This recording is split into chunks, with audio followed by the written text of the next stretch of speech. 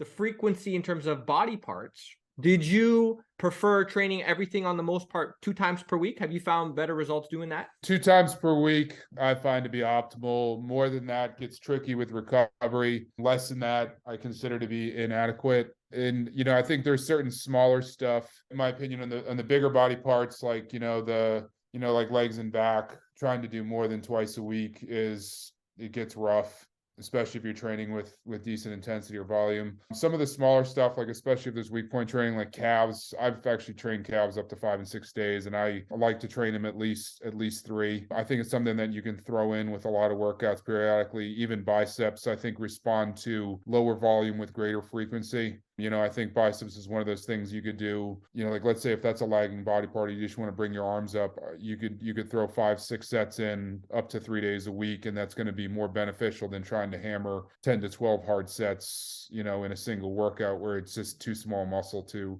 benefit from that kind of volume. Legs are capable of way more than a lot of people think they are. So leg workouts can be, in my opinion, up to 50 sets, 60 sets, and you can get them to adapt to large amounts of volume. But trying to do more than twice a week, I think you got to be careful there. I mean, unless you're training in really low volume, because it's not so much whether or not the muscles, but some of the connective tissues and the joints may not handle that stuff as well. Now, I do think that with legs, the extraneous extra stuff, whether it's sprints, sled work, that is technically leg work, but it can almost be utilized as like recovery work, like anaerobic recovery work that will complement your strength training.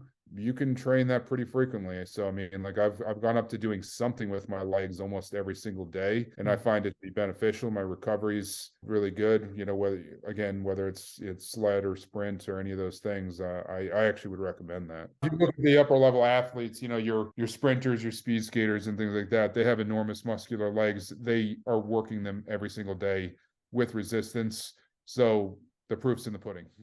Over the span of your entire lifting career, what have you found to be your most productive bodybuilding routine as far as intensity of effort, volume, frequency, and then the arrangement split-wise that works for your schedule, that works for your goals, etc.? I would say training